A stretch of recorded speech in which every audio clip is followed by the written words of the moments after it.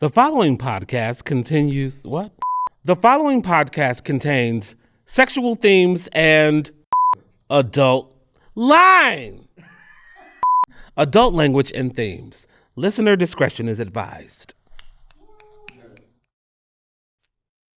Well, today's my birthday, even though you'll be viewing this well after. It is December 28th, and this week has been insane. Not just the holidays, not just my birthday, but all the crazy shit that happened. So I'm your host, Matt, and welcome to the Shit Show.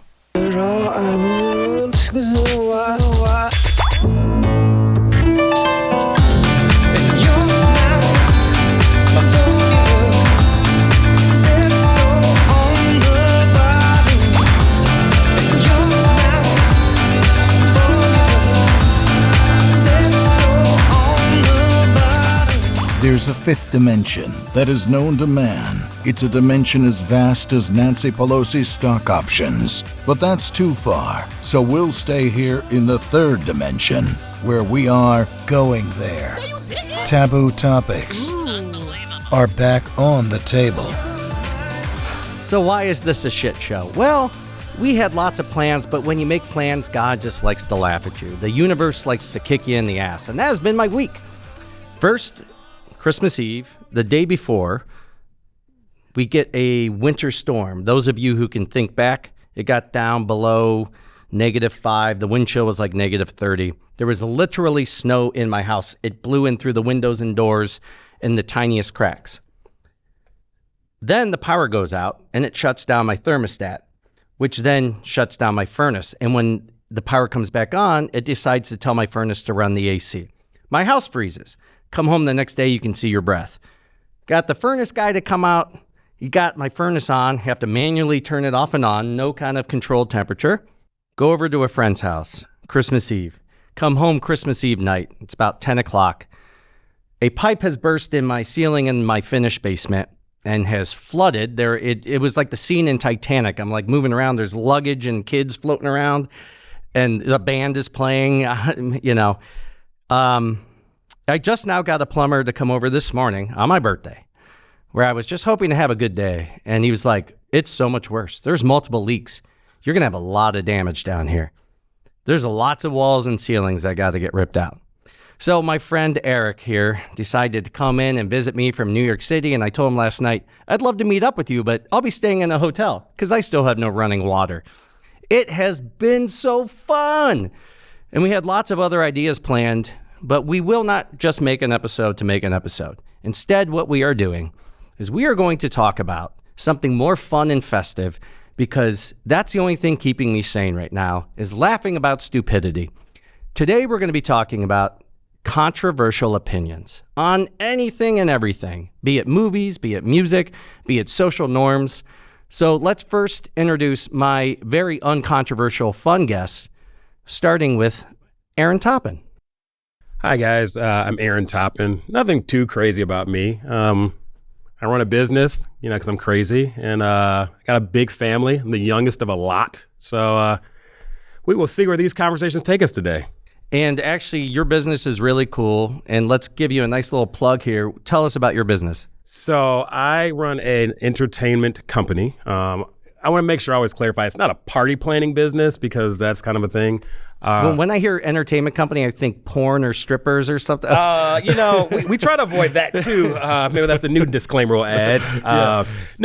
We try to help businesses and individuals throw parties and events. I mean, the reality is I always say that sometimes a party is the most expensive thing you'll ever do. So why not pass some of that responsibility on so you actually can enjoy it? Before we started recording season 2 in our studio here, Aaron and his team helped us throw an unveiling party for our studio, where you actually saw a little piece of it, which was from DJ Skrilla's performance of one of his songs, and it went off fantastic. Note to Matt, future Matt editor, when you sober up after the first of the year, add some photos in from that party, because it was really well done by Mr. Aaron Toppin himself. And to my left, you'll be hearing more from him later on in the episode. Mr. Eric Harris visiting us from New York City, the garbage dumpster diver himself. Yeah, people throw away good stuff. Tell us a little bit about yourself. I'm a musician, songwriter, performance artist. I live in New York City, and I'm here visiting. Like, I don't know what else you want to know. Where do you want to stay tonight? Well, it's I play it fast and loose with things like that. That Fast and Loose should be the subtitle of this episode. So we're talking controversial opinions. I want to know what made me think of this too, of a good episode is one, it can be very light and fun. It can be deep. But Eric was on my last birthday episode, which was sadly 2 years ago. But I've decided to stop counting since then. So I'm the same age. And you shared with me that you hate Hamilton, the musical, and you catch a lot of flack for that, especially in New York City, because you're not allowed to dislike Hamilton. It's true. You're not allowed to. I just don't like rapping. I think it's Bush League. This show's about to get fun. So that is the spirit of this episode. What controversial opinions do you have? What's something that you're like, I don't even bring this up because people will give me shit about it? Aaron, I know you have some because you've shared some with me in the past. I don't think I did. Did I? Did I actually say something? I won't call you out, but I say share what you can. So I'll share this one. I will say I am part of a union, and I know unions are usually a hot button issue with a lot of people. I am not only part of a union, I'm also a steward of said union. So it's funny because when you look at unions, you think it's how many people does it really take to do said task? Right. And a lot of people feel like it's a waste of labor, et cetera. But then you see things like stages collapse because somebody was doing it on the cheap and didn't know what they were doing. Yeah. Or you see sometimes you go, gosh, this union's really problematic because this one example is the laziest person I've ever seen. And I try to always articulate with unions, we're the threshold of the bottom. We make sure that there's a safety net. Yeah. Because if there wasn't, how low could it go? If there wasn't a minimum wage that at least we fought for, how minimum could the wage be? Right. You know, you look at hospitals like Cleveland Clinic, they're not union, but they pay people well. For the fear of a union could come in and change that. If that fear wasn't there, how low would they pay people? And so, unions are a necessity. They started out, like my grandfather was in the Bakers Union. They started out because if we band together, we can stand up to the man, right? Because you were taken advantage of. You didn't have health benefits. You weren't paid a livable wage. And we've seen it kind of tip to the other side in some parts of the union. And if you're anywhere around union people, you're not allowed to say anything bad about the union. And I don't think you are saying anything bad about the union, but I think it depends on what union, who's in it, who's the steward. And, don't do what you were fighting the man on doing. Don't become the man yourself. Speaking of live events and unions, Eric shared with me on the way here, and I told him to shut up so we could record it on the podcast instead. You have a fun take on live music and being an audience member. And what was that? Oh, the sing-along, the tyranny of the sing-along. He believes he does not like being in an autocratic audience where he has to sing along and he has to do the performer's job for them. Well, it's not that I have to. It's never that I have to sing along. But that's the whole thing. It's like, especially with solo acts, especially with people with an acoustic guitar, they're like, okay, I'm going to teach you this song so you can sing along. I was like, and then all of a sudden, of all the people in the audience, me not doing it, if I choose to not do it, I'm the asshole here. Which is why you should unionize with the other audience members and be like, we will strike. Collective action. I mean, I'm kind of with you. I'll sing along for a little bit, but if I'm taking over the whole song, I need to back my ticket a little bit. No. Yeah, I mean, why are you doing their job for them? Yeah. Do they not like their song enough where it's like, I'm only going to want to play this if other people sing it for me? And a lot of people who don't do it a lot make a really complicated part and then try to teach you the complicated part. I'm like, I'm not here for it. What shows are you going to? I mean, no, like he's like at an opera, and he's like, okay, fine. Yeah, no, I mean, if they're getting me to sing along with La Boheme or something, I'm kind of there for it. Mike, who's a performer over here in our crew, do you ever make people sing along with your songs? No. Okay. Would you ever want them to sing along with you? They want it. Yeah, that's the whole. He's being nice. Whole thing. If it's spontaneous, if the audience is so enamored of your performance that they want to sing along and they know all the words. And if it has one of those like na na na na na na, you know, like everybody can get into it, but it should be self-evident. So I'll say, A, I don't like it if I have to sing the whole song. Like, you know, some artists just flat out turn the mic out immediately once it starts. Don't like that. No. But I will say I attended a concert. It was an Indie concert at House of Blues. Okay. And it was kind of cool from the artist aspect because it was like a new CD, it hadn't been out long. Right. And literally when the crowd started singing back, she started crying on stage because she had never heard it sang back to her. Right. So like if it's an nice. organic moment, I think it's great. yeah. But that's Absolutely, an event. no. That's an event. Well, so maybe that's the real issue. Like, it's like, You're tired of amateur artists who don't earn it. Well, not just that, but it's like you're trying to, like, somebody's trying to manufacture that moment. Yes. And I think, I hate it when that happens. See, it's less controversial now. You sold me. Okay. I'm going to boycott next time. Yeah, I'm going to be that guy in all the memes with the sign. I don't want to sing along to your song unless it's good. Yeah, not singing. That's a t-shirt. I'm not singing with you.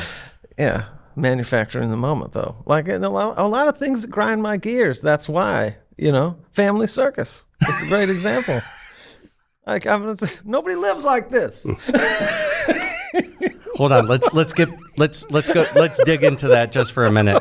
So we grew up in this very eclectic group of weirdos, and the shit that we liked was so bizarre, and it was like deep cut after deep cut. Like, you're 7 layers deep in this thing now. You're a burrito from Taco Bell, and they'll take you off the menu. And Family Circus, for some reason, became a running joke. And I think it was because we would take the comic and draw our own very offensive things into the comic. Yeah. But you hate Family Circus now as an adult, which I don't even know that it's still made. Oh, it is. It is. It's hiding there in the corner of the funnies. And you texted me specifically you hate it because it is propaganda. Wait, it's propaganda. For? All sorts of things. Jesus and that. What are your feelings on the ghost who's always there and he's like, not me? I mean, I hate it. Okay, so you have no other opinion besides you just hate Family Circus. Or all the funnies. It's the whole thing. The arc of the funnies is interrupted always by Family Circus. It thinks it's cute because it's got the little circle. You know, it only has one panel ever. Yeah, it's usually one panel. Well, and this leads me to another thing. A lot of people are all asked up about transformative works, generally, when it comes to, you know, fan fiction and stuff like this. And, you know, like, people did Dysfunctional Family Circus, and the guy who writes it, who's like the son of the guy who originally wrote it, is like all upset about Dysfunctional Family Circus. Whereas in a lot of the funnies, like for Garfield minus Garfield, have you seen this? No. It's just, they just removed Garfield from all the panels, and it's just John having an existential crisis. It's amazing. And Jim Davis was like, this is great. You know? Yeah. Did Garfield get Me Too? Is that what happened? Did he get removed that way? They thought he was racist towards Italians because he ate Garfield too do much something wrong that we didn't lasagna. remember? Like, I mean, Garfield is what we all strive to be. He's fat, he's lazy, blames everybody else for his problems, and he just eats pasta all day. He doesn't even have to talk. I don't think he says much. Everybody knows what he's thinking. That's the whole thing. So would you go see thoughts. in the theater a live action Family Circus if it came out? If it was made by like a David Zucker? I would hate watch that, yeah. Okay, good to know. Coming to theater near you.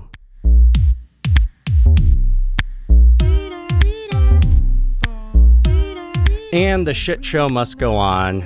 Now joining the panel is Michael Madgar. You've seen him in a past episode about offensive films, and we're going to talk about our offensive opinion about certain films and filmmakers. I'm going to start with, there was this big controversy where I felt uncomfortable telling people that I hated the movie Black Panther when it came out. Because that was a movie that, as a white person especially, you're not allowed to hate. And why though? Well, because it was culturally important. You and I had this conversation right after I saw it. Sure. I was like, I didn't hate. Okay, hate is a strong word. I disliked it strongly, more so because everyone was telling me I had to love it so much. But the funny thing is, when I finally said it out loud, I was in a room full of people who were mostly black who were my friends, and they're like, that movie fucking sucked. So like they agreed, but I was like, I would never post that online because it was like, you're a racist. Culturally, it was important. Like I felt great that like a young black kid could look up to a superhero like I used to do for all of the main superheroes, Batman, Superman. You didn't have a main protagonist as a black character other than in more like cult classics like Blade or something like that, or Spawn. Sure. That's who it's for, though. Like, I mean, anybody can enjoy that film to the degree that they allow themselves to enjoy a comic book film. Like, I feel like that movie was a commercial product, and it did a good job of advertising to a very specific demographic. Like, that's and all it is. It was by no means a bad film. It had a great cast. There were it had so many great special moments. effects. Like, the CGI was really bad. Yeah. And there were things in it that were like, we've seen these themes and these ideas before. So, like, you know, it was fine, but it wasn't this groundbreaking Oscar-worthy film. I'm sorry. I can't wait to read the fan mail. it was a retread of like territory that's been tirelessly treaded for the better part of a decade, and then the second movie just doubled down on the boring aspects of the first movie. Like, I don't know. What are your guys' hot takes on other controversial opinions on movies and filmmakers? Solo, The 120 Days of Sodom by Pier Paolo Pasolini is one of the greatest films ever made. I don't think anyone's going to argue with that because most people haven't seen it. Anybody that saw it is just going to be like, that's an awful thing to say out loud. No, I understand why you're saying that too. So to the one person that finds that statement relevant, I'm here for you. I mean, my junk seeking also affects my taste in movies. You know, like. So you like junk movies? Mostly. Or movies about junk? No, well, both really. You like the post-apocalyptic Mad Max style? I seek out the direct-to-video sequel. Like, you know, Aladdin's Return of Jafar and Caddyshack 2. You know, Caddyshack 2 is horrible. Yeah. That's what I'm saying. So you like bad movies? You Yeah. know, they say the smartest people actually have that kind of eclectic taste of cringe. What are your opinions on Neil Breen and his filmography? I don't know Neil Breen. Oh, that's controversial in itself. Neil Breen is my favorite filmmaker. It's coming out in the new film next year, Cade. This guy, Kurt, you it's ever wanna like see it it? makes The Room look like Casablanca. This guy is fan-fucking-tastic. Okay, here's another controversial opinion. I think Stanley Kubrick is super overrated. And that pisses off a lot of filmmakers because there's like him and Terrence Malick and maybe a couple of others up there in like the untouchable, holy of. I'm not saying I dislike his movies. I'm not saying I don't actually really enjoy some of them.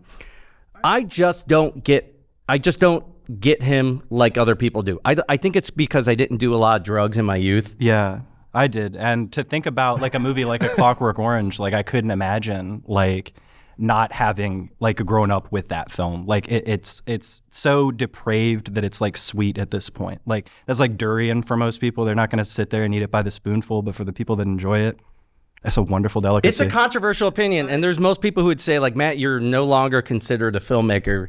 You have to like Kubrick. I don't think that's true. I have a very medium opinion when it comes to Stanley Kubrick. Well, it's the whole thing. So my entire familiarity with his catalog was because I found a box set at a garage sale. Awesome. And you know, I found you can see Eric at the very beginning of 2001 with a bone. Well, I remember the first one of them I watched was Barry Lyndon. Oh. And I was like, this is kind of funny and a bit long. Yeah. It looked nice, you know. I've never heard Barry Lyndon described as funny. That's my It's favorite. especially funny at the end, you know, because he goes to this whole Ramalama Ding Dong and then he gets shot, Yeah. but he doesn't die until later. It's history. I also think it's just the way my brain works. I feel like as I get older, I'm going to like Kubrick more. Sure. But I don't have the nostalgia that a lot of people did because I didn't grow up with that. My parents would never let me pretty much watch any of his films. Sure. I have an appreciation for some of them. But I just, and I'm not saying he's not talented. It's not that. It's, I don't love his storytelling from just from a viewer standpoint. I'm like, was this 20-minute shot of Tom Cruise sitting on the floor talking to Nicole Kidman really important to the purpose of this film? It's I think important to the pace and the atmosphere, and what Stanley Kubrick is really working on with the viewer in a film like Eyes Wide Shut is their patience, their willingness to commit to this illusion that takes place in the back half of the film. So you're almost forced to hang on to figure out where it's actually going, and then where it's going, it's like, wow, it's this movie, and it's like the slow burn after like the true climax of that film. It's fascinating. One of the best Christmas movies ever. Well, and we all know that there's the film school, like top 10, top 20 films you have to like. Sure. And I feel like most of those are garbage. So like on one of them is always Maltese Falcon. I was just going to say, and I'll say that movie is garbage. Yeah. Like so dated. When you put that up next to the ones that were made in that same era, like most of the Hitchcock films and stuff, it is terrible. But I think that even a film like North by Northwest suffers. Rear Window is another film that's been troped so often and better that when you go back to watch the original, it feels like a slow burn, and a predictable slow burn at that, because you've seen all those beats play out over the years. But it was still a film as opposed to, Sure. and I mean, you're talking like a one scene kind of play. Sure. That could have been boring, where Maltese Falcon was shot like a play, and it's horrible. I mean, you take a film of that era, Alfred Hitchcock's Rope, that all takes place in like one apartment, and that movie, based on Jimmy Stewart's performance alone, could not be more fascinating. See, and here's an uncontroversial opinion, that Jimmy Stewart is like one of the greatest actors of the entire history of film. 100%. He was way ahead of his time. He still outacts people to this day. It's hard to find somebody with that kind of just energy and performance skill. Andrew and I were talking about Daniel Craig earlier, and I feel like he's a guy that gives like Jimmy Stewart level performances, like when he's really committed to the role. Yeah. He can sort of transcend your kind of acceptance of him as James Bond, seeing him in like the Knives Out film. It's such a different character. Very him different. And like the girl with the dragon tattoo, like even more different. And then Layer Cake, like it's proto Bond almost. Yeah, well, after he became Bond, before then he would do very different characters. He was not considered a badass. Yeah. Then he was Bond, and so everyone expects him to play the Bond kind of character, and he doesn't. Yeah. What are your opinions on the other, like, you have to love The Graduate? I don't like that movie at all. I like The Graduate. I think it's boring and dated, yeah. Yeah, this is fantastic. Why? I also thought it was funny. Because it's a story that... What was your view on Schindler's List? Like, is there anything Not funny at all. Okay. Just wanted to... That one was not a good time. No, that's not fun. No. Not fun at all. I think not a single joke. Liam Neeson doesn't do a single joke in that whole fucking movie. No jokes. I think The Graduate has a great Simon and Garfunkel soundtrack that is mostly reliant on Mrs. Robinson and instrumental versions of that. But other than seeing a young Mr. Feeney from Boy Meets World, that movie is largely boring. Like, it adds nothing to my interest in Dustin Hoffman, or like, oh man, I should check out The Marathon Man or something like that. Like, I'm not going to be digging into back catalog Dustin Hoffman. I love that you have that opinion, because I feel like most of those, you have to love this movie. And part of it is expectations, right? Mm-hmm. I probably would have liked Kubrick more if everyone wasn't telling me I had to love him. Sure. Whereas I wouldn't say this is a controversial opinion. Mike and I have this weird thing where we'll agree on a lot of stuff. For the most part, we do. Definitely. But where we veer off, we veer far off. And it's so funny. Like, I love Christopher Nolan, and he hates Christopher Nolan. That's a Transformers man, right? No. Yeah, practically. Yep. Yeah. Yeah. Tenet. Inception, The Dark Knight, all of that. Insomnia. Yeah. See, Insomnia is about Insomnia and Memento are about as close as he gets to making a good movie. And see, you and I still agree. Memento is an incredible movie, and it was like an indie film in the way it was interesting. I saw that one. Yeah. I like that he's a non-linear storyteller who adds depth to stuff. I will say films like Tenet are made specifically for fans of Christopher Nolan. If you don't love his work, you'll hate that movie. That's why I didn't bother with it, because I was like, why would I bite into something that I know is going to taste sour? Like, I have no business consuming this art anymore, because when I'm watching movies, it's because I want to enjoy myself and relax, and I don't want to hold an artist accountable for their vision. So, like, I can't just be trolling something because I'm an angry person. Like, that's not why you watch things. That's very generous. Yeah. I'm not trying to hate on stuff. And I like escapism. So when I watch shit like some of the Kubrick stuff, I was like, I don't feel like I've escaped anywhere good. Like, life is already super crappy. I want to go somewhere that isn't as crappy, or if it is crappy, like, at least be interesting. And I don't feel like Kubrick always embodies that. He does with some of them. But a lot of his movies, you're right, they're like nightmares. Like, Eyes Wide Shut is a nightmare. Like, Paths of Glory is a war nightmare. Like, A Clockwork Orange is like a dystopian nightmare. Like, all of those films follow a pretty negative trajectory. That's what I'm saying. Like, there's not a lot of escapism. No, there's not. And not that everything has to be that. Not everything has to do that. Not the hero doesn't always have to win. I like when those rules are broken, but for a specific purpose, and they do it well. One of my favorite examples is the movie Fallen. Sure. Fallen does such a good job. Fallen is an underrated film, actually. It's a very underrated. Denzel, come on. Yeah. Denzel, who shares the same birthday as me today, December 28th. Happy birthday, Denzel Washington. You and me, Denzel, we're basically twins. Yeah.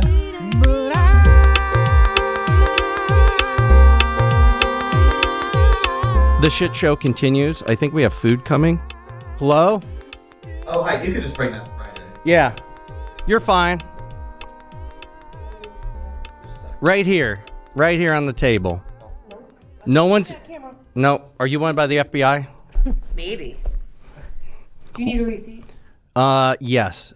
What are your feelings on The Rock, the actor? He's awesome. Oh, okay. Fine. What are your feelings? Oh, we were going to talk about how much he sucks. And ruined DC. And ruined DC. I like the Mummy.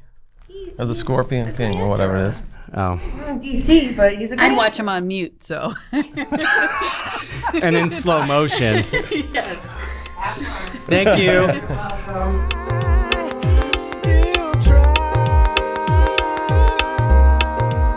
So the shit show is still going on. We just got some pizza. We're excited to eat. Joining the panel is Porche from past episodes, but you can reintroduce yourself. My name is Porche. I'm here because Matt takes pity on me and puts me on camera because I like to see myself. Do you need a phone book? I do. I can't find my pillows. Can someone grab her a pillow? There's one. There were office chairs the first episode, and I still wasn't tall enough and needed a pillow. Hot take, sex pillows, worth it or not? Not if you know what you're doing. Not worth it. Okay, all right. Good to know. Well, not when you're Polly Pocket. You can just fit in anywhere. So today's my birthday, as I've already mentioned, and I had to go to the BMV, which in Ohio, it's the BMV, the Bureau of Motor Vehicles, not department. And they're like, okay, you got to take a new photo. First of all, I was amazed that I passed the eye exam because the older you get, your eyes just go to shit. Quick, too, right? But now I understand why Ohio drivers are so bad. The bar is so low to pass this fucking thing. They're like, what room are you in? I'm like, So they go to take my picture, and the camera is down here, and they have you standing. And I'm like, well, that's going to be a great angle. I've never taken a good driver's license photo, and this one might be the worst. It looks like a mugshot for the Pillsbury Doughboy. It is so fucking bad. And this is the photo I'm going to live with for the next 8 years of my life. Oh, God. Is it 8 years now? Well, they let me renew it for 8 years.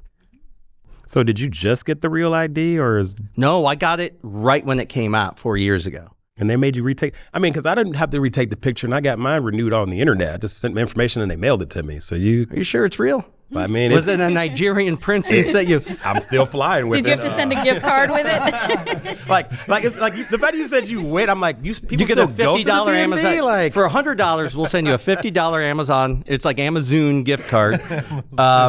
So, Aaron, you were bringing up a moment ago, you have a very controversial opinion, which I actually don't think it's controversial, but it's funny, so let's talk about it. The Rock flat out ruined DC. Like, I didn't know one man could take out a whole division like he did. You canceled Wonder Woman because he cost them too much money. Batgirl's not going to happen now, all because he went way too far in that movie.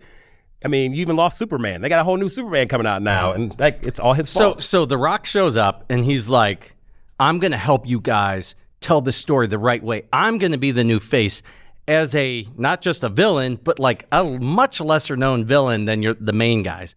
I know who he played, Black Adam from the comics, because I'm a nerd, but like a lot of people didn't even know who that was. So they made a movie, and the movie played off every other superhero movie ever made first. Very tropey. And The Rock, in my opinion, is he cannot carry a film on his shoulders. He needs to be a supporting character in any film he's in. Or shirtless. Well, yeah, he's like shirtless through, well, actually, no, he's not shirtless through a lot of that movie. He has like the black suit on, but he destroyed it. So they bring in James Gunn, and they're probably like, listen, dude, Nice try. Go back to Jumanji. I mean, here's the thing, though. DC is a shit show to begin with. I mean, at least the thing with Marvel, you know, when you realize how long they built each character before they started rolling out the mega movie and all the super CGI, he did it on the first movie out the gate. Like, it's so much CGI in that you know it costs too much money to even start making. And then it was a weak story. So, well, and they brought in these like C-level characters, which Marvel earned the right to do that, in my opinion. By the time you bring in Guardians of the Galaxy, you've already done your homework, and you've already earned the right to establish some of these lesser known, lesser popular characters. But you're bringing in Hawkman, and like I like the sound of that, Hawkman. Hawkman. Do you remember the old Hawkman cartoon? No. He'd just be like, Hawkman! He'd be... Nope. Oh, my God. That's how lesser known he is. That's how lesser known he is. That sounds pretty good to me. Hawkman sounds like the guy in my old neighborhood who would like steal VCRs and resell them. Yeah, Is it that Hawkman? right. Porche, isn't that your dad's nickname? That's my dad. Oh, Jesus Christ. Porche, we could do an entire podcast series just on your family and the way you were raised. Yeah. I would never put you through that. Actually, it could be good therapy, but... So one night at like 2, 3 in the morning, my dad had scaled the side of the house, climbed over the balcony, and come in through the, like the porch door. And I had a TV. Remember those old, fatback TVs with the built-in VCR? Oh, yeah. Those suckers were heavy as shit. And he thought he was just going to politely walk out of the door with it. And my mom and my stepdad come out, and they're like, what are you doing? Like, my dad's like, oh, man, it's cool. It's cool. And it was not cool. So he was like, all right. Hawkman! So he decided he was going to, talk his way out of it. He's like, all right, you're right. I'll go back to sleep. My bad. And he's going to walk out of the door, and my stepdad's like, put down the TV. And he's like, you're right. Oh, my bad. So he puts the TV down. In my hand? Oh, oops. And he's going to leave, through the door. And my stepdad's like, no, asshole. Go back out the way you came. And he made my dad climb back down the side of the house. Jesus Christ. Can we go back to the reference of the coming out of the window and kind of relate that to Santa Claus? Can we just point out how creepy it is that Santa is watching over people, checking in, they're coming in and out of your house through a chimney? He's kind of criminal. Yeah. It's really anybody else. You're like, this is breaking and entering. I don't think I like it. You're eating my food. You're leaving. I'm just saying, I feel like that story is got a little problematic to it. That's all. I think it started as a threat. Hey, this guy is looking at you. I mean, basically, Santa Claus is Jesus or God or anything. Is he's watching you all the time. It was a great tool to get kids to behave. I think it's great. Now and he's going to break in your house. I was good all up to the breaking and entering. I think it was a good story until that moment. Then I think that's even better. This guy's going to break in your house. He's going to beat your ass. He might touch you places you don't want. He'll steal your TV. Yeah. With the built-in VCR. Wait, hold on a second. Have you ever seen Santa and your dad in the same room? I haven't now that I think about it. The fact that both of my parents are adopted. And not by the same family. I always feel a need to be they were Disclaimer number 1. Yeah. So Hold on a second, too. Your mom's black and your dad's black. They're each half. I just discovered that my mother is half, too. And they didn't know that originally. My mother didn't, but my dad knew he was half. He knew that his mother was white. But I have siblings, but I'm the only one without other siblings, whole siblings. So... we have more in common than I thought. I have a 4-year-old brother. I'm 35. We're all half people here anyway, so you're fine. So I decided to go through Ancestry. I had my DNA tested, and I wanted to know where I was from, and that evolved into wanting to know more about my family, more about people. So I thought it would be this beautiful journey of discovery. And it's my grandfather was in San Quentin. My grandmother, my father's mother, once robbed a bank with a note, went to jail, in jail, orchestrated a fire, gave her interview for the fire investigation, and walked out of the front door. These people are criminal. Traced my history all the way back to 1600 Scotland, and there's this castle, and I found a documentary on it, and they were nuts. They were blowing people up and poisoning people. And the whole time now when I get alerts from Ancestry, in my email, nope. I swipe that shit away very quickly. Don't have the bandwidth for this They're still going to try to hold you responsible for your ancestors' crimes. It's like that 96-year-old woman they found from the Nazi Germany camp. Yeah. They're going to be coming after you, be like, you owe us reparations. Yeah. I saw that and I said, there is no way in hell I'm giving you my DNA to live in the system forever. Well, like, I'm so anti, because I heard, like, even if one member of the family gives, like, it just opens up Pandora's box for because they can't pinpoint who in the family, but they can pinpoint the family. Haven't they been finding serial killers that way? And Yeah, stuff? that's really smart. They're definitely going to find if I blew a parking ticket, Colorado or something. You know what? But this is a good controversial subject. I've had people say to me in the past, but family is family. Nope. I don't believe that blood is thicker than water in the sense that family means everything. I think it's important. I wish, like, there's some family members that, I wish that I had a closer relationship with. But just because somebody is blood related, there are people in my life. Porche is one of those people. We're not blood related. Well, I don't know. I fucking hope not. We're not blood related. Knowing my dad. Do you know who your dad is? Well, I don't look exactly like my other siblings, and every once in a while I steal TVs, and I've never understood why. Because you're Hawkman. Yeah. Oh, poor DC. Porche is more family to me than some of the people who are blood related because it's somebody who has your back, somebody who cares about you and loves you. It's like you should strive to have those kinds of relationships with your family. But there's a lot of people who are like, but that's your mother. Mm-hmm. It's like that doesn't mean the same to everybody that it might to you.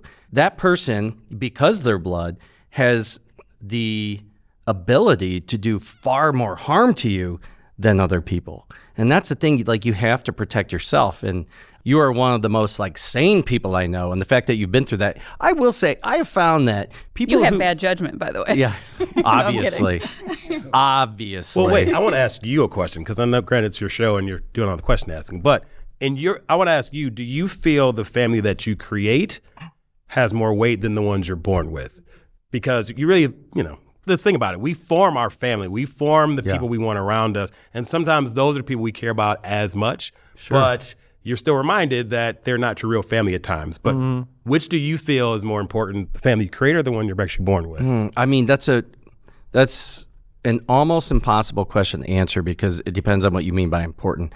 I would say my blood family, especially because it's not like I'm estranged from them. They've been around most of my life, has more impact on me, or they have more ability to do harm or good in my life than those I choose. And there is this kind of underlying idea that the people you choose to be in your life, you could also choose to not have them in your life. Where the people who are blood, it feels like there's less of a choice. I will say, if I choose for you to be in my life, that's a huge deal. That means I've chosen for you to be here. The people sitting at this table, I've chosen for you to be here because I care about you and it's returned. I feel like oftentimes in family, it is a one-way street. And there's, and even in friendships. And the older I get, and I feel like most people kind of get to this point where it's like, why am I putting so much energy and effort and time into these relationships that don't pay back at all?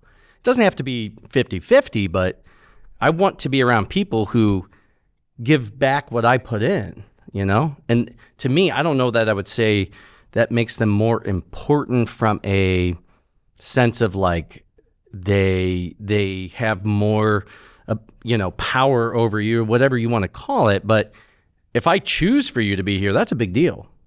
What do you guys think? Yeah, absolutely. There's a function of it that's hours logged, though, too, in it.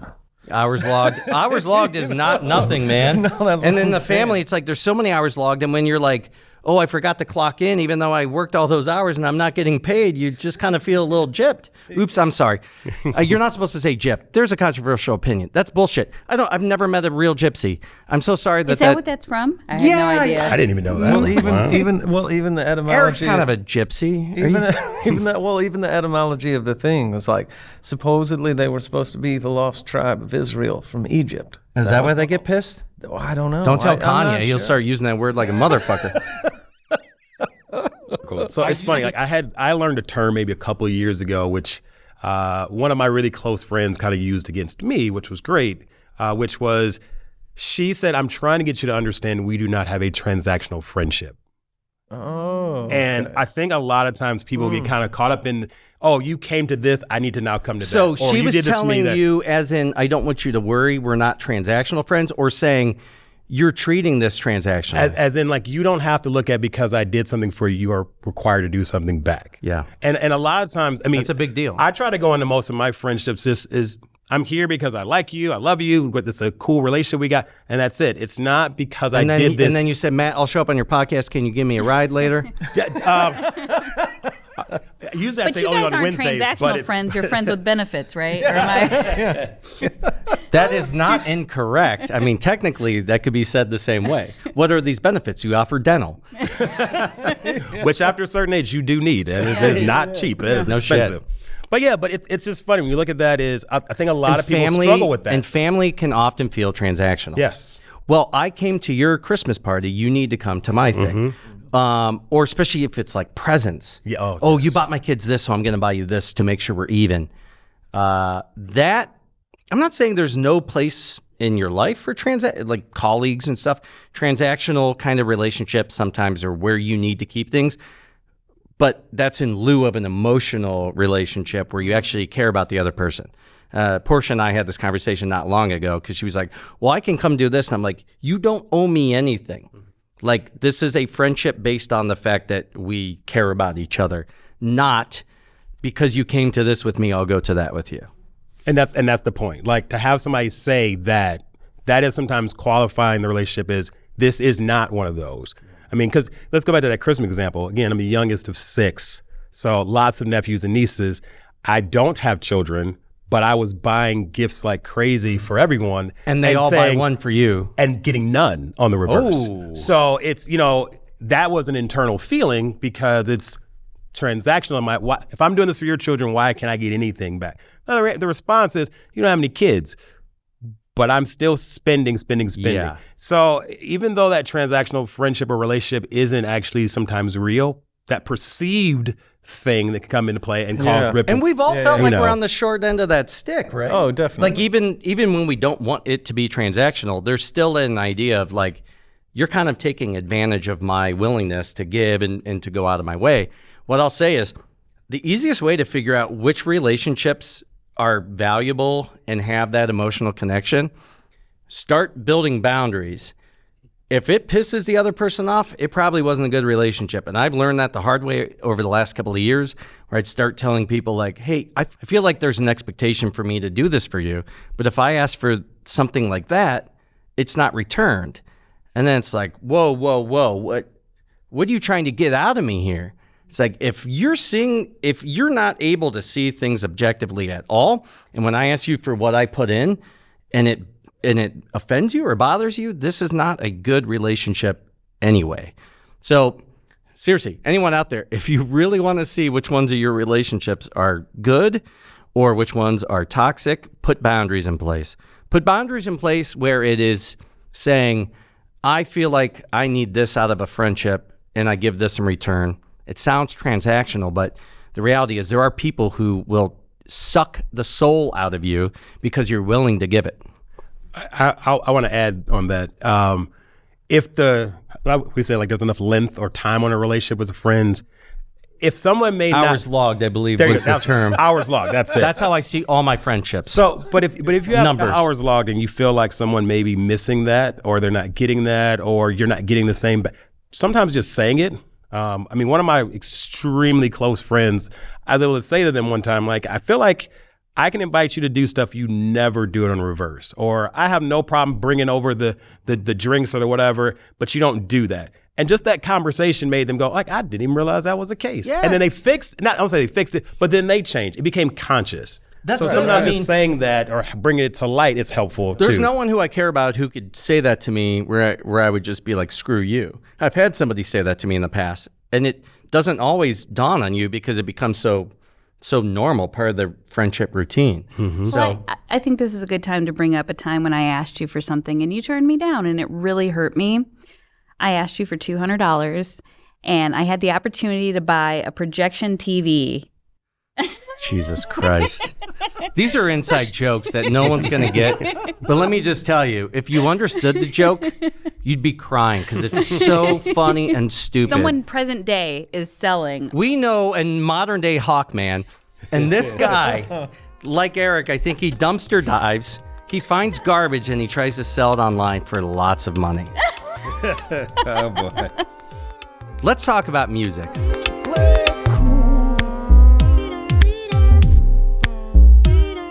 Welcome back to News Radio. I'm Joe Rogan, and this is Andy Dick. Hey. So for the Shit Show episode, our friend Eric Harris is in town, and he goes by the moniker E.W. Harris. That's right. And if you remember, if you listened to last season, he played us a live, wonderful melody over a Zoom call. And this year we have something even more special, which is he's going to play live in our studio here in a few moments. So let's talk a little bit about our musician spotlight of this episode, Mr. E.W. Harris himself, the man, the myth, the Yeti. So you live in New York City, and you travel around. So like, you know, you and I were talking during COVID. You're like, things are messed up, man. Like I had a full-time gig. I was playing every night. Yeah, And then it was hard to go out and play. Absolutely. And then you got back into it, obviously, as things kind of ebbed back a little bit. Totally. But then you also travel. You were just in Europe playing, right? What was that?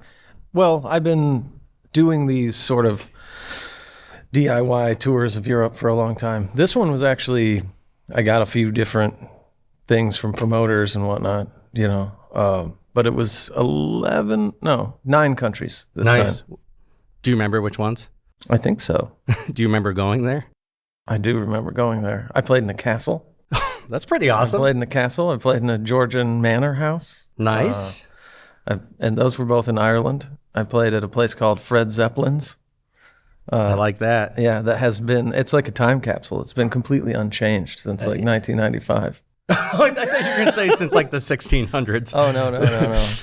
Because when I think of Europe, like that's the one thing we don't have over here. You know, our oldest shit is like maybe 300 years old. Yeah. You know, you go to Europe and you have things from like centuries and centuries ago. No, this was a bit more of a contemporary reference for me. The ancient times of the 1990s when mullets were cool and pedophile glasses were anywhere you looked at the store. That's true. Even the drugstore. So I remember like you started more folksy, and then I remember when you started doing more like techno, kind of like adding some of that shit in there. How would you describe your current sound?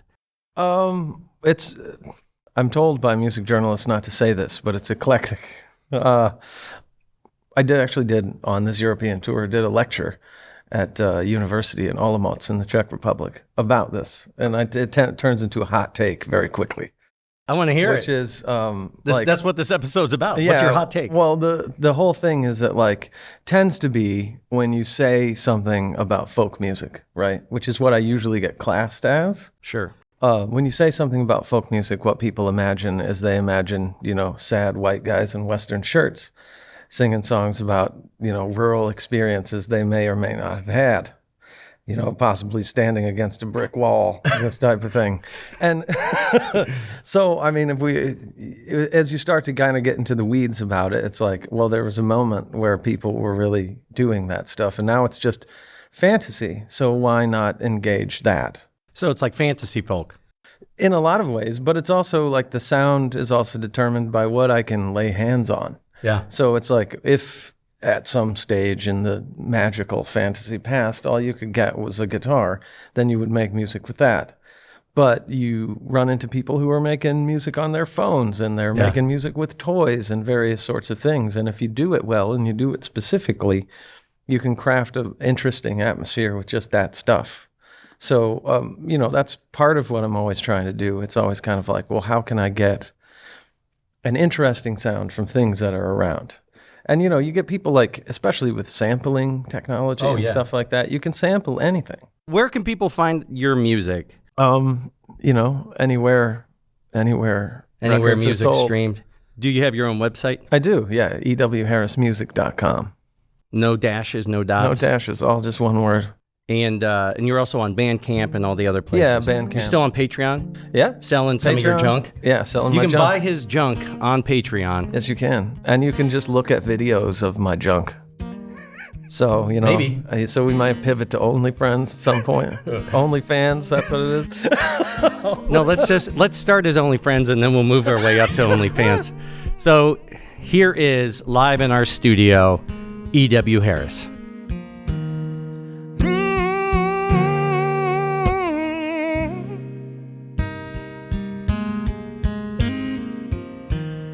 Call me old hammer hands, 'cause their skulls all break.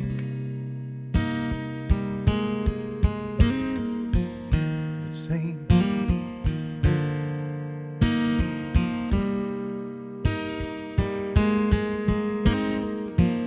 They call me old hammer hands, 'cause I can't pronounce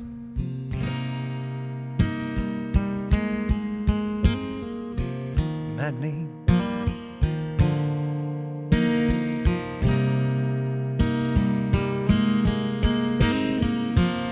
Stick a fork in me, oh, eventually. But that's okay, 'cause then I'll escape. Go back to the place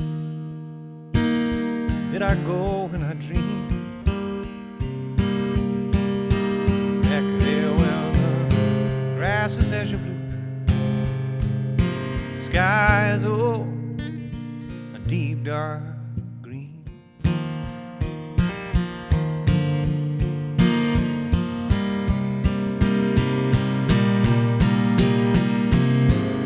Some people calling me a killer.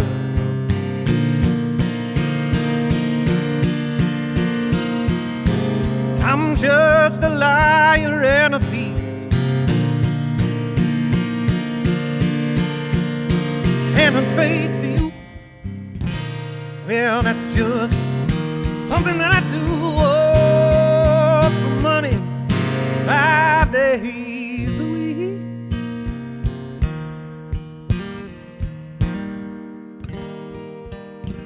They call me old hammer hands, 'cause their skulls all break.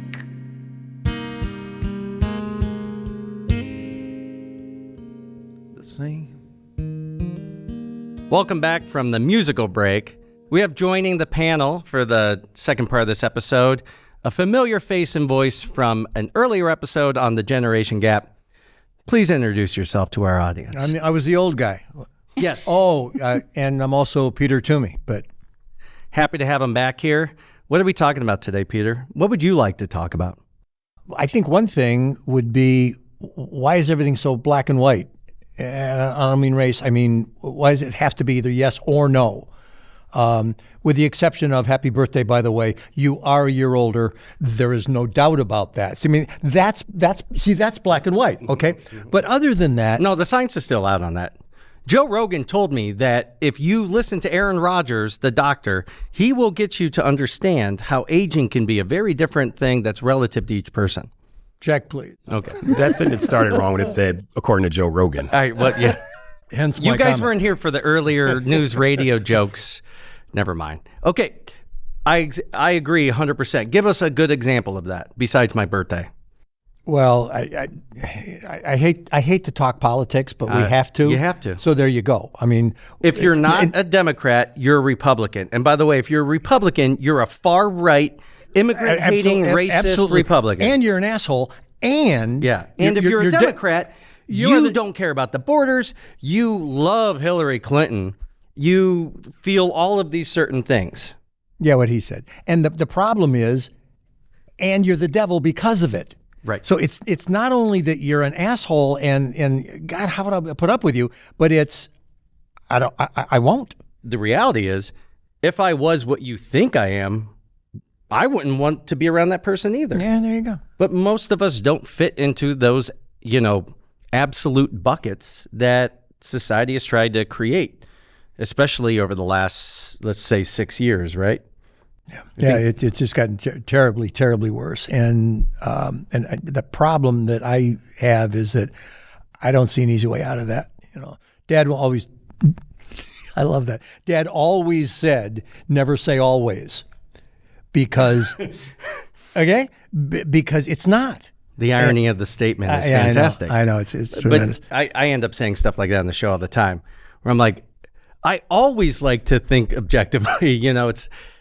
It's hard not to think in those ways because as humans, I think we see patterns. And we say, oh, this has happened so many times, it must always be the case. Yeah. And that's not always the case. No, it's never always the case. Dad was right. Dad was right. See? So since we're quoting dads, my dad, he used to always say, you're carrying me too fast. I didn't understand that. And you look at some of the way our society is changing, like you want people to adopt terms and phrases and new ways of thinking. And sometimes it's just faster than people are ready to go. And I think that is probably some of the divisiveness that's happening in our politics is, you're not wrong. I want to see you as who you are. I want to acknowledge that you are in the skin that you are, but you can't now persecute me because I don't know how to say the right statement to you. I want to be accepting of this, but because if I do anything wrong, I am now a supervillain is a problem. I had a good friend that is conservative. He didn't want to say it before, but now I know. And he was saying, do you want to name drop him? Not at all, because I still like hanging out with my friends. But the one thing I appreciated was in a moment of just annoyance, he said, just because I like the former president doesn't mean I'm a racist. And I'm mad that whenever I say that, that's the immediate label that's thrown on me. Sure. What did the slaves think about that? Well, and here's my challenge with them. I'm like, here's the thing. If you've walked down this road and understand that there's other things that people associate with that, how is that still your guy? Well,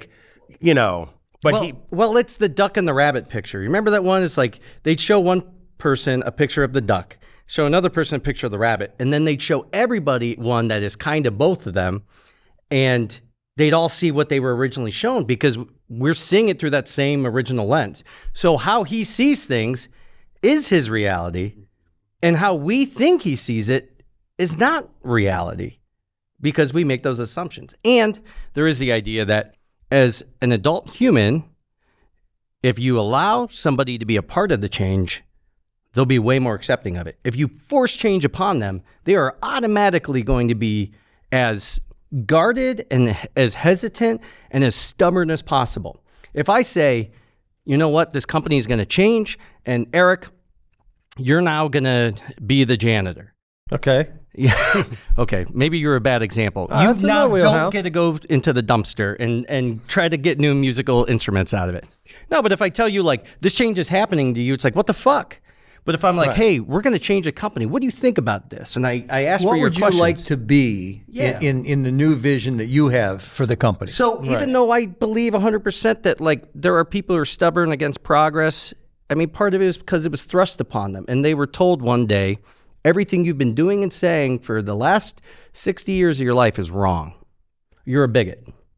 Of course that's going to end poorly, right? Talking about black and white abstract, there's this idea that we all have to adopt a very certain way of life and societal norms, and we were talking about this earlier today. Monogamy is one that comes up constantly on this show, and I will say, I don't think monogamy is for everyone, and that doesn't have to mean any certain thing. Eric, you said you had some opinions on this. I do. I think, it's like people have a variety of different types of relationships at a lot of different types of levels. Yeah. Like why it seems like a function of control to make that operate along, traditional lines.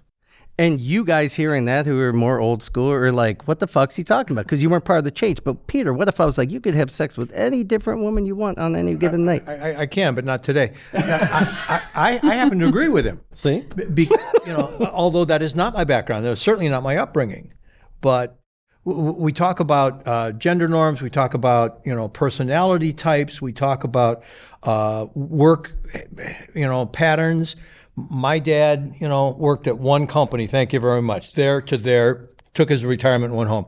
I had half a dozen jobs. So we're saying all this stuff could be different for different kinds of people. Why not the way that they form relationships? To say that that's the only possible way for people to be happy, I think is expecting. I think it's really hard in this society to think that way because everything is built around the idea of conformity to monogamy. I think it's really hard because you would have to completely unlearn everything you've been taught from day one, which is if someone loves you, that means you can't love other people, in this kind of romantic love. But there's a lot of people, and we talked to Erica Smith in a previous episode, who live in this lifestyle who actually can manage multiple relationships. And it's hard for us to accept that, especially those of us, Peter, who were raised Catholic, because although they're always talking about the Holy Trinity, and I guess this whole time I thought that was something else. Different story. No. The Holy Thruple. That's Holy Thruple. Are the windows lightning can come in here? I was leaning slightly Were you this way. trying to get out of the way? And as much as Porche is right in line with all this, she does not like anything being said poorly about the church or God or anything. She is constantly, and I don't know how I'm already treading on thin waters, like if this heaven and hell thing is real. So I already got to get to the gates and go, Jesus, hey. Yeah, you got to make up for all the shit your dad did for all those years. Jesus, be like, you owe me like 40 TVs, bro. But isn't the main thing always about forgiveness? Can't you just... Yeah, well, just man, ask. we don't have time for that shit. Yeah, I'll forgive you for everything unless it's you being gay or you being black or you being any of this because we're racist. And yeah, if the forgiveness thing, that's what I do like about Catholicism. You just go into the booth, you dial up. Dial up God and you're like, get washed, come what'd out. you do? I murdered 7 people and I touched my cat inappropriately. He's like, say 7 Hail Marys, you're good to go. Man, talk about, that's like a car wash. Yeah. My God, is that good, Matt? It's a transactional relationship. This thing is coming full circle. You know what? Nope. It wasn't going to be a birthday episode unless I made everybody on the panel blush today. Speaking of, there's somebody who I'd love to see blush, but I think it's impossible. He is coming up next. I can't wait to introduce him. You're going to recognize him. You're going to be so happy to see his beautiful face.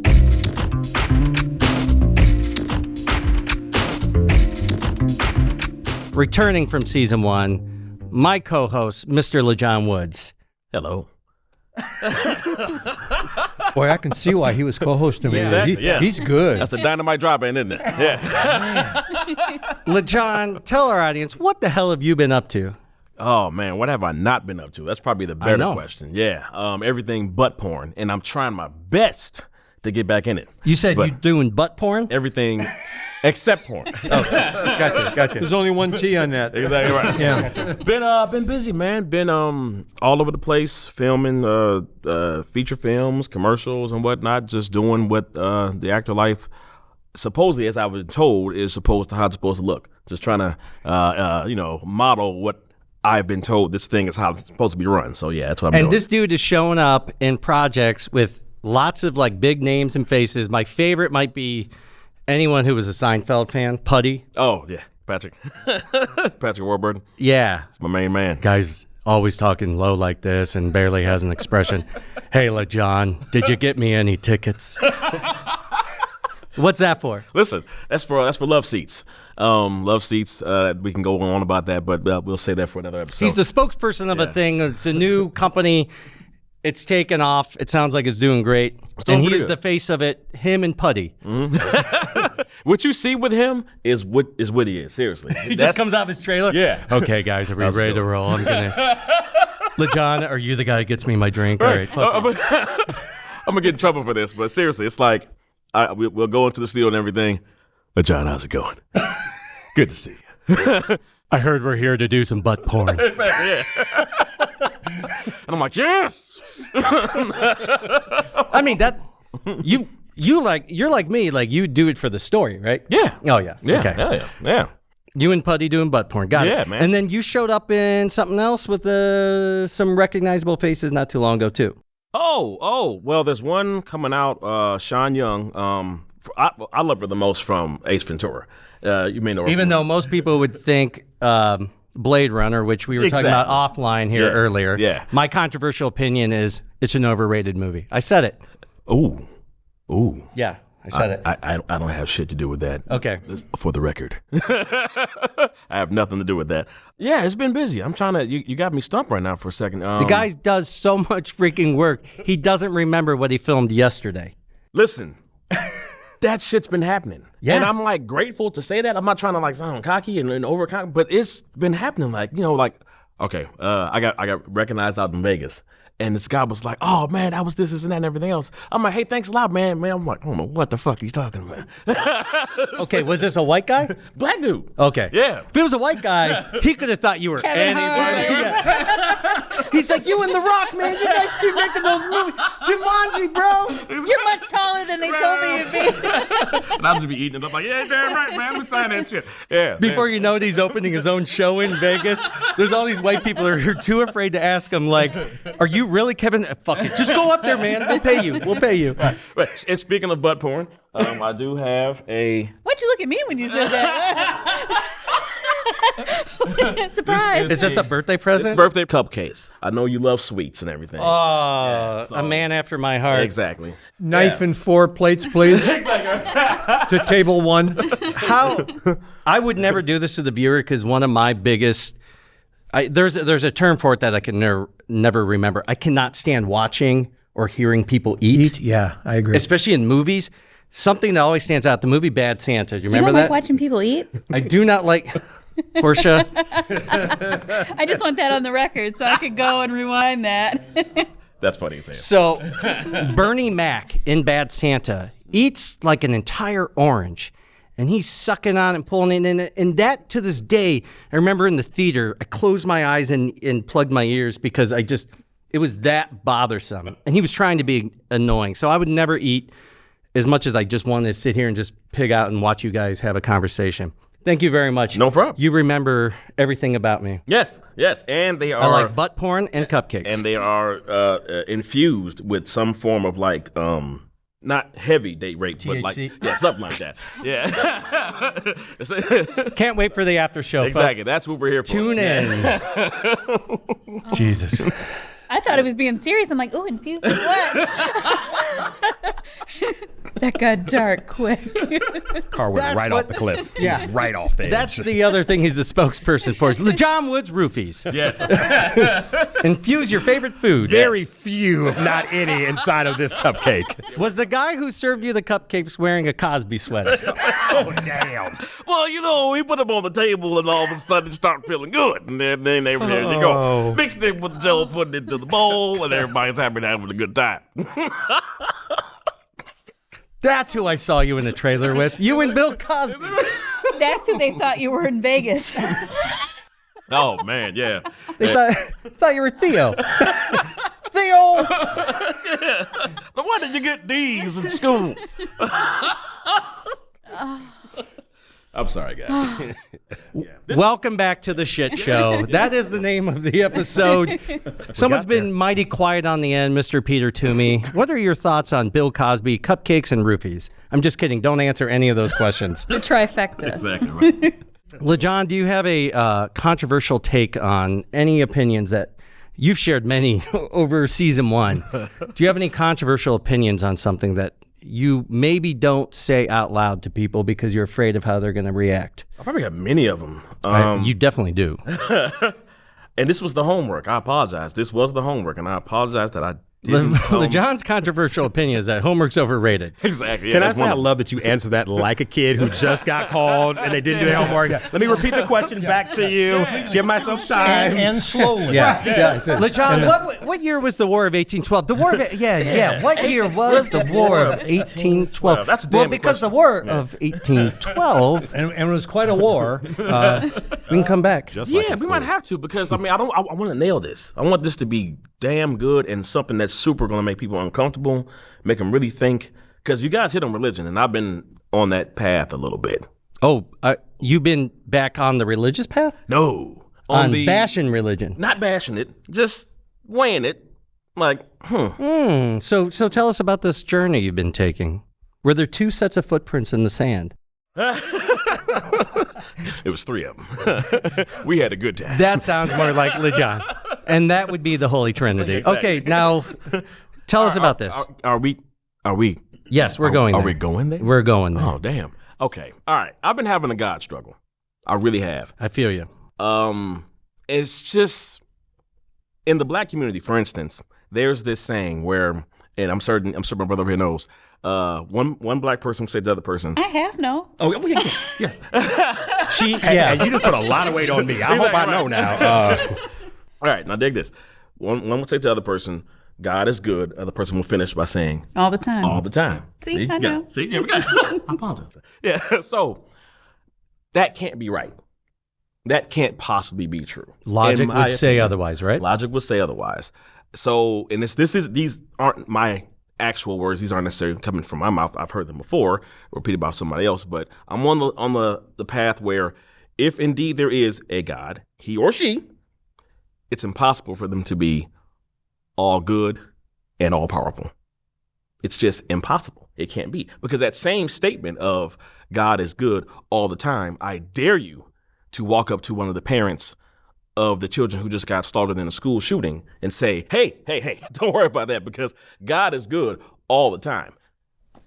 Doesn't work. The idea that everything happens for a reason, kind of, the white community would say something like, Right. It's all part of God's plan. God's plan was not to give your kid cancer and that kid to die.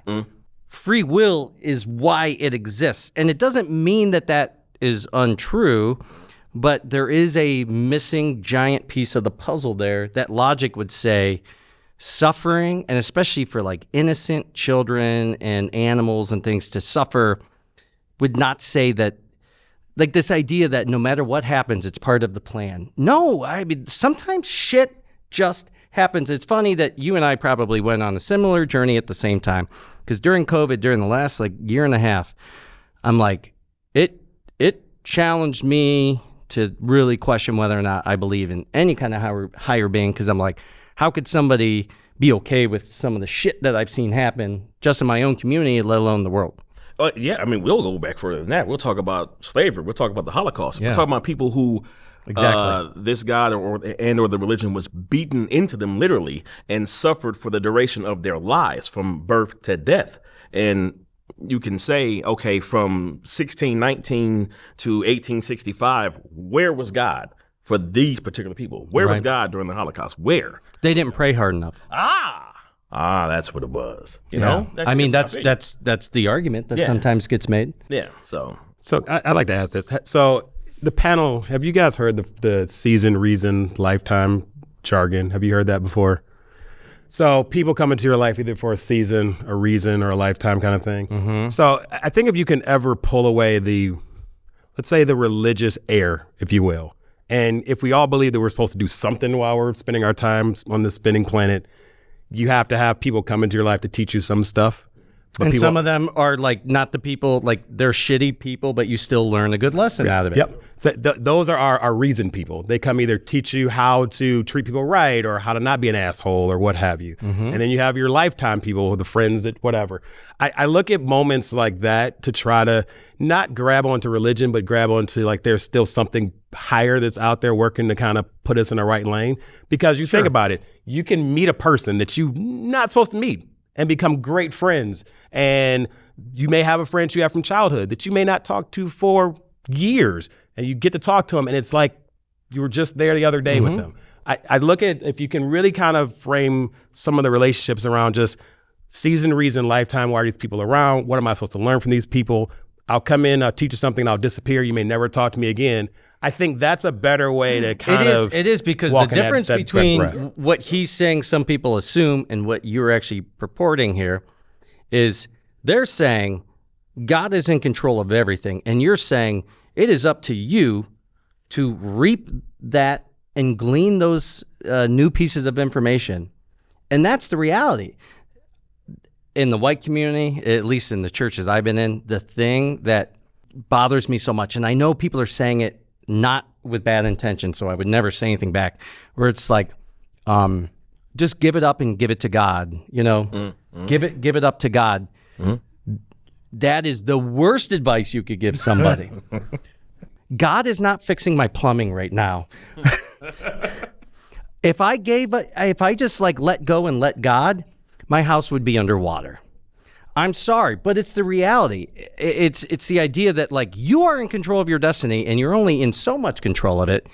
But the idea, I guess it's, you like the idea of maybe we're not all just floating out randomly in space, that there is some connectivity. And I don't think I would disagree with that, but it's not, you're on a path and this is destiny. Well, and I would observe too that earlier you said that the plumber came in and said, I'm surprised you're as calm as you are, given the fact that your house is totally hosed here. So you took the opportunity to have a reaction to that, make a decision that I could be either screaming and, cursing God because I've got, rugs flooded, or I can go, fuck this. Okay, get the plumber, do something for yourself, not sit there and wait for Moses to come in, wave his stick and clean all that water off your floor, but instead made a decision, called the plumber, and then some people would say that is proof that God is there.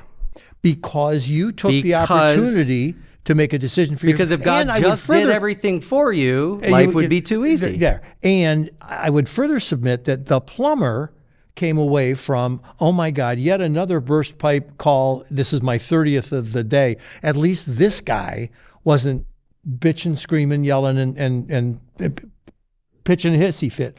You made his day better.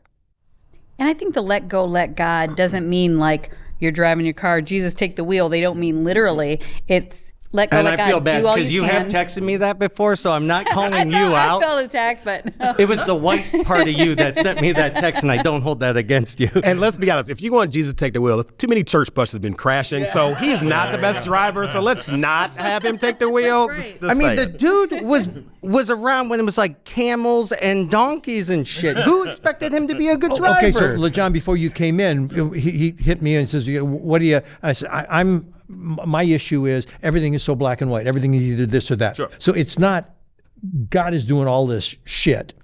It's not human beings are, we're all in this together. Yeah. And all of us have some responsibility and all of us have some opportunity to learn and to grow from the seasons that I go through, from the reasons that have come into my life and said, Peter, don't be an ass, and I think that there's where I can feel some presence.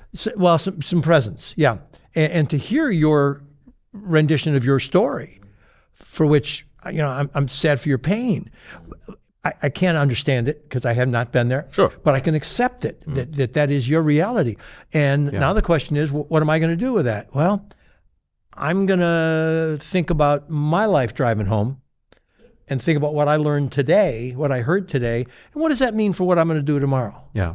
Well, but that's an enlightened stance because religion, at least some religion, tells you all men are born sinful and evil, and only through this other thing. It is very black and white.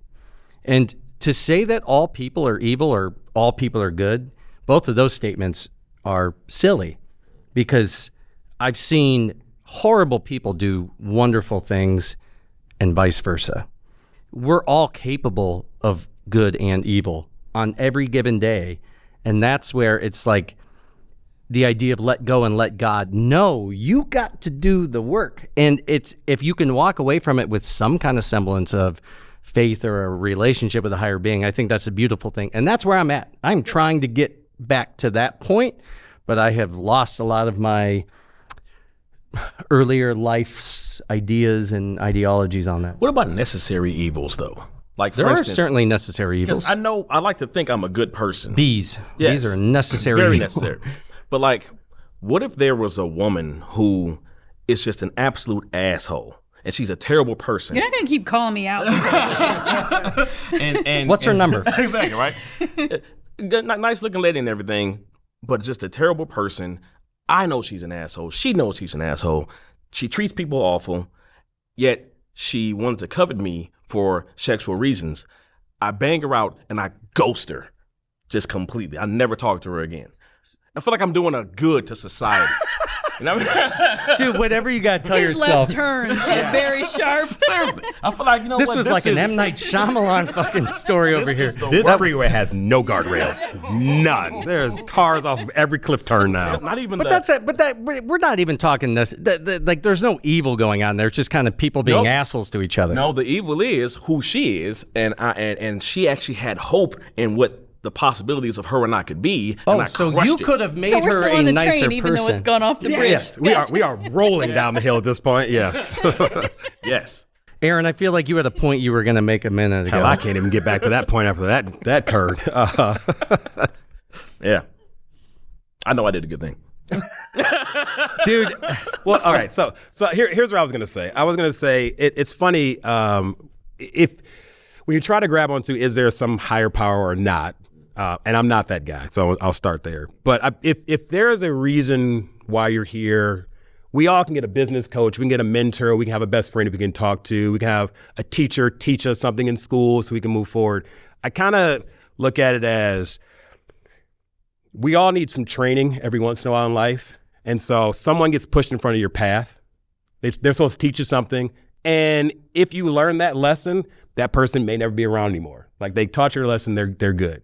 If you're a person who's stubborn and doesn't see signs or doesn't grow or evolve, you keep in this loop of recycling over and over the same situation, a bad relationship, a bad job, or whatever, because you're not learning the lesson. So here's another person that comes in.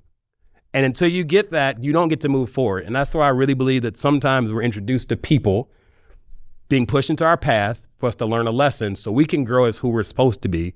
And then that person disappears. So you're giving power to the people.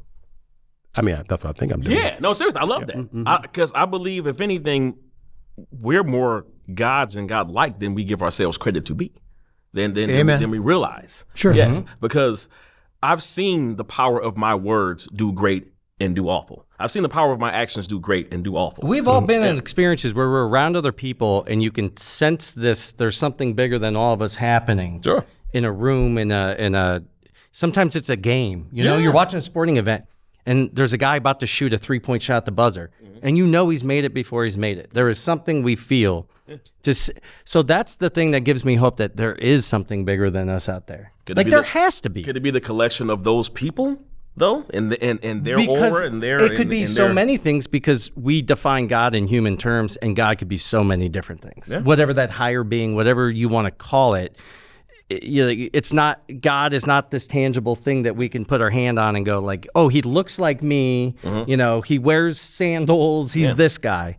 It could be so many things, but I think it's ill-found to completely dismiss it and say there's absolutely no possibility, because then life to me is just boring as shit. There you go. You gotta believe it's something bigger, right? Well, and to LeJohn's point about the power of the people, to your point about somebody being brought into your life, let's think about you were talking about from your point of view of your life. Let's look at it from that person's perspective. That person was brought. So there's an Aramaic word, Shem, S-H-E-M, that refers to the radiance of the Creator that is present in all of creation, people, places, things, animals, and that people have that capability to be good, to bring light into your life, and the religious among us would say that's because God made them that way and able to give to you. We are all made out of the same stardust that makes up the rest of the universe. Yeah. Well, and I want to add on to that point to get more of a physical example. So I made a friend that we are not close, but we're not enemies, we'll say that. But I believe this person was only brought into my life to have me become more present in conversations. Like the one thing, you watch them be terribly. No, not even going down that road. It's literally the thing. Are we name dropping someone else? Not again? at all, because I won't do that. His name's Matt, and he hosts a podcast. But you think like now, a lot of us, we are all on cell phones. How many times are we in a conversation where we would just flat out pick up a cell phone and just start texting mid sentence? And this person was able to bring into my life, just be present with who you're talking to. I never did that before. Now I put my phone face down when I'm out. I don't check that when I'm having a conversation with people. This is me now being present. I don't see that person. We don't talk that often anymore. But just the fact of that, if that was a life lesson that somebody put into me, now lets me be more in tune with conversations. So that's why I mean the seasons, reasons, lifetime. Every interaction, I truly believe every interaction we have is purposeful. It's just, are you going to be present enough to actually take the lesson from it? And if somebody won't even say purposeful, at least an opportunity. Yes. An opportunity for you to do something good for you as a result of the fact that you and I met 20 minutes ago. Yeah, and I love what you guys said. You referenced it, believing in something. You got to believe in something, right? And there's absolutely nothing wrong with that. And regardless of what it is you believe in, what it is you follow, but you got to choose something. We all choose something. I choose. You, me both. We choose the Cleveland Browns, don't we? I have been more faithful to the Cleveland Browns than any moment in my life. If anything, that's proof that there's a devil, then more than so than there is a God. But yes, we choose the Browns over and over every year again. Because next year is just a rebuilding year. Yes, it is. That's every year, right? That's okay. Just checking. So, there's a fan of every type of music, so we'll end on this real quick. What is one type of music that you just hate, will not listen to? I'm not a fan of rap. I'm just not real good at listening to it. I know that. You shouldn't see Hamilton, because I heard it's Bush League rap. Only the first act, the first half of the first act. I'll send Olivia to Hamilton for her birthday. Oh, yeah. Nice. He doesn't like rap? I don't like country, Portia. I like all music. You're such a goddamn liar. I do. What about Peruvian flute bands? That's my favorite. Oh, yeah. I never thought of that. That's in the CD player right now. But I've been exposed to so many different people and so many different generations. Like, I can listen She's not wrong. We went to a bar together, and it was all black people, and they blamed me for playing the cheesy white person music, and it was definitely her track. I was in the corner on my cell phone like... I was like, blame the token white guy for playing some, I don't even know what it was. Did you pay the extra for the touch tunes to jump I everybody? did. Yes, I absolutely did. LeJohn, is there a genre you're like, not my jam? I am a metalhead. I know that. People don't know that about me. That's one of those hidden things about me. I can't stand death metal. I can't stand that. It's like, it has no purpose to me. It really doesn't. You've never been deeply angry. Is that what it is? Because I've been in the car and cranked it up. Yeah, I can't. Aaron, I know you like to be the least controversial guy on the panel, but come on, there's got to be one style of music you don't listen to. So I'll say this. I secretly don't like that I like pop music every once in a while. Okay. Like, you will never hear me play it. You will never see me sing or lip sing along to it. But you're always bringing sexy back. But by myself, man, let me tell you, that is a genre. But yeah. So, Portia, you like opera? I do. I like polka. Like, because I used to work in a nursing home, so I like it all. EDM? Mm-hmm. You don't even know what that is. ASMR, BRB, LOL, TTYL. It's all in my wheelhouse. Well, this has been The Shit Show. Thank you for joining us. Hopefully, you'll see me again if I haven't just started combing my hair with my shoe. This has been a great episode. Thank you, everybody, for showing up. Thank you to E.W. Harris for providing some wonderful music, even though it wasn't polka or death metal. And now you can also go to YouTube and find us at The Going There Podcast, or you can go to thegoingtherepodcast.com for links to all of our socials, all the great places. You can still see sexy pictures of LeJohn Woods, hopefully clothed, but if not, that's just a special treat, and that will be proof that there is a God. We'll see you next time. While you're at it, give us a rating, share with a friend, and subscribe.